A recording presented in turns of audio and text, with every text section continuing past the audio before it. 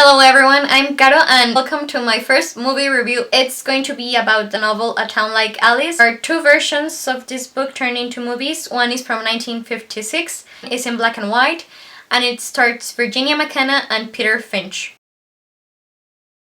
Well, basically the story of A Town Like Alice is a tale of Jean Paget, this lonely typist that's living in London right after World War II. She's 26 years old and she has nobody in the world. Her only living relative is this sickly uncle that dies and leaves her a large inheritance. And the first thing that she wants to do with her money is to go to Malaya, because that's where she lived during World War II. And she wants to build a waterhole in a village. So we get to learn why she wants to do this, her war experiences. Really interesting to learn about that. Learn about what the Japanese did to women when they invaded some of the Pacific islands.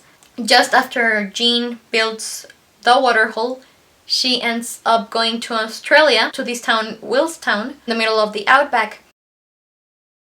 Basically, it's a good adaptation and it was well casted. They just changed some minor plot details, they moved the timeline of events around a bit, they described the war experiences really well. You really get to learn what happened to the women that were with Jean when they were captured by the Japanese, along with the children they were with. I also like the fact that both film adaptations have character Joe Harmon, played by two Australian actors that I like, Peter Finch for the 1956 version and Brian Brown for the 1981 adaptation. And the fact that I'm mentioning this is because I think that along with Errol Flynn, Peter Finch and Brian Brown were pioneers. They were the first Aussie actors that were really making it to Hollywood in different levels, but they were the predecessors of Hugh Jackman and Heath Ledger and Chris Hemsworth and all of the Australian actors that we have today. I think it's funny that for both adaptations of A Town Like Alice, you have Peter Finch and Brian Brown playing Joe Harmon.